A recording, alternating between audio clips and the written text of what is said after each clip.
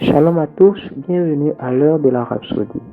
Le thème de notre vendredi 13 octobre 2023 est « Chassez-les ». Nous lisons Matthieu chapitre 4 verset 10 qui dit « Sors d'ici Satan », lui dit Jésus, car les Écritures disent « Vous devez adorer le Seigneur votre Dieu, ne servez que lui ».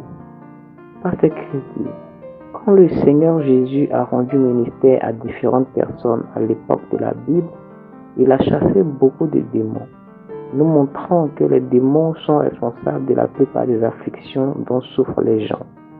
Et dans Marc chapitre 16, verset 17, il a énuméré plusieurs signes pour identifier ceux qui croient. Et le tout premier des signes est qu'ils chasseront les démons.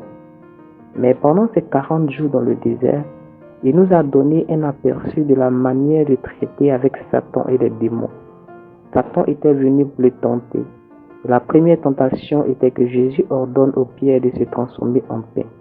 En réponse, Jésus a cité le livre de Deutéronome et dit « Il est écrit, l'homme ne vivra pas de pain seulement, mais de toute parole qui sort de la bouche de Dieu. » Matthieu 4, verset 4.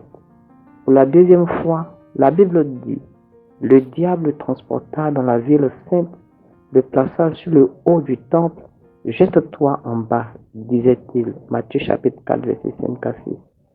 Encore une fois, Jésus répondit et dit dans Matthieu 4, verset 7.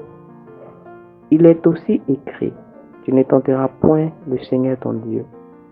Puis vint la dernière tentation.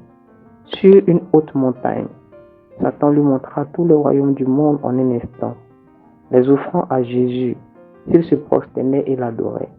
Jésus dit, sors d'ici, Satan. Le mot original en hébreu pour sors d'ici signifie désintègre, disparaît. C'est ça chasser le diable. Dans ces trois tentations, Jésus était cohérent en rappelant à Satan il est écrit. Et après l'avoir clairement précisé, il a dit sors d'ici. C'est la façon de traiter avec Satan. Vous le chassez ou le coupez de votre maison, de votre corps, de votre ville, de votre nation, etc. Si c'est votre enfant et qu'il ou elle est dans l'âge où vous êtes encore au contrôle de ce qu'ils font, vous dites, diable, c'est mon enfant, enlève tes mains de mon enfant, sors d'ici. Il doit obéir parce que vous exercez votre autorité en Christ. Vous avez le droit légal, la procuration d'utiliser le nom de Jésus et de subjuguer Satan et ses démons. Chassez-les, Dieu soit loué. Nous faisons la prière.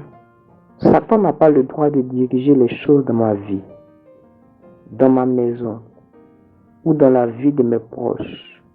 Par mon autorité en Christ, j'exerce la domination sur lui et ses démons.